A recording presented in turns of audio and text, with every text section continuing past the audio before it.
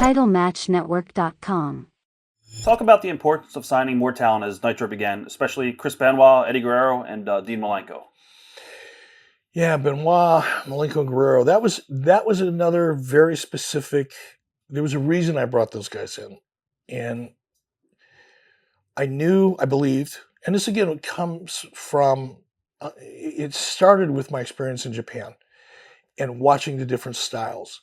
I sit back and I would watch what we did on our show, and I don't remember when I brought those guys in if we were a 2-hour show or a 3-hour show. I think we were a 2-hour show at the time. But if you look at the show, just pull yourself back and you kind of look at it without knowing too much about it. There was a similarity in the presentation. All of the guys were big guys. No, they all had their own storylines. They had their unique characters. But the physicality in the ring, there was a sameness to it all. And in order for anybody to stand out, somebody's going to have to be different.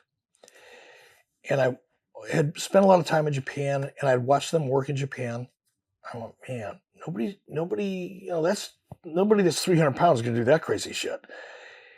And we had a bunch of big guys. So I thought, God, if I could bring those guys in and use them at the top of my second hour, they were like my meat in the middle of the sandwich, so to speak, and just present something that's totally different. It'll make the style in the ring for the big heavyweights look different. It will break up I don't want to say the monotony, but it'll break up the feeling in the presentation of the show throughout the 2-hour show. And that's why I brought them in. I wanted them to be and I remember sitting in my office and saying, guys, I want you three guys, literally the exact words were, to be my human car crash. That's what I want you to do. So that's what I'd seen him do over in Japan. Right. Early impressions of Chris Benoit.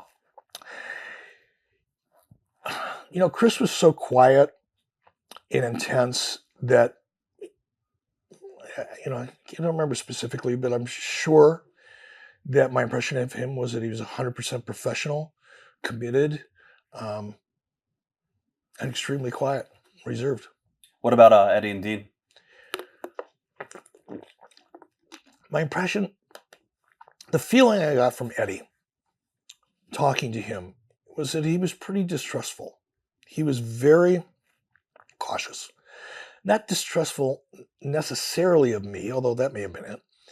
But the situation, he just wasn't sure it was the right thing for him to do. He had a good gig in Japan. He had a good gig going on.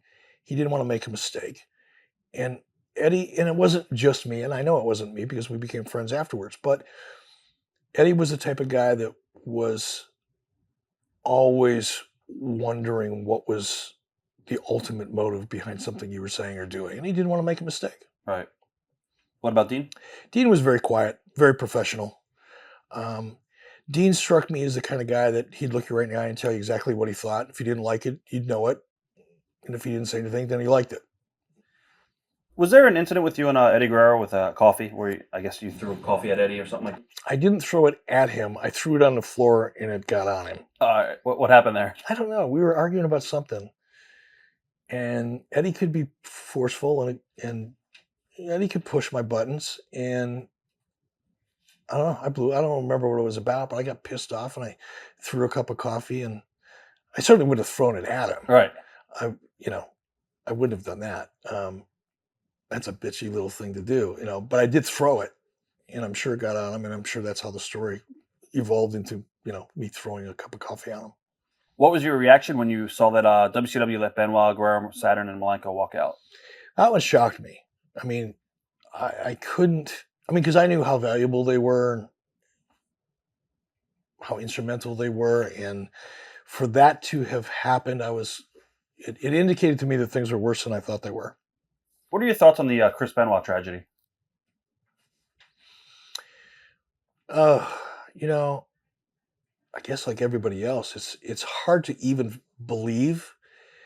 It's hard to admit for me, the little bit that I knew Chris, and obviously I spent a lot of time around him, but spending time around someone doesn't mean you really know them.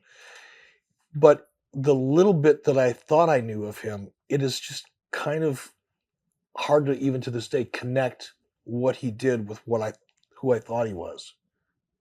It's bizarre. What do you think if you were to, I guess, guess what happened? Do you think Nancy pushes buttons or? So unfair to speculate about. I didn't really know her at all, and clearly I didn't know him. You know, people have weird things going on in their lives that you really don't understand or you see, and you know, it can manifest itself in horrible ways. And I think that was a classic example. Getting back to Dean, Chris, and Eddie, there was this in I think it was August '95 when you hired them. One story is when you hired Dean, Chris, and Eddie in August that you used New Japan's relationship with WCW as leverage to get them to sign. How true was that? So that was true at all. Okay. It had nothing. I mean, I had a great relationship with New Japan. I would have never, ever, ever put myself at risk with New Japan and use them as leverage. And it wasn't necessary. Those guys they'd work their Japan shows, and I think I still allowed them to work in Japan. It wasn't like one or the other. That's not true at all. Okay. TitleMatchNetwork.com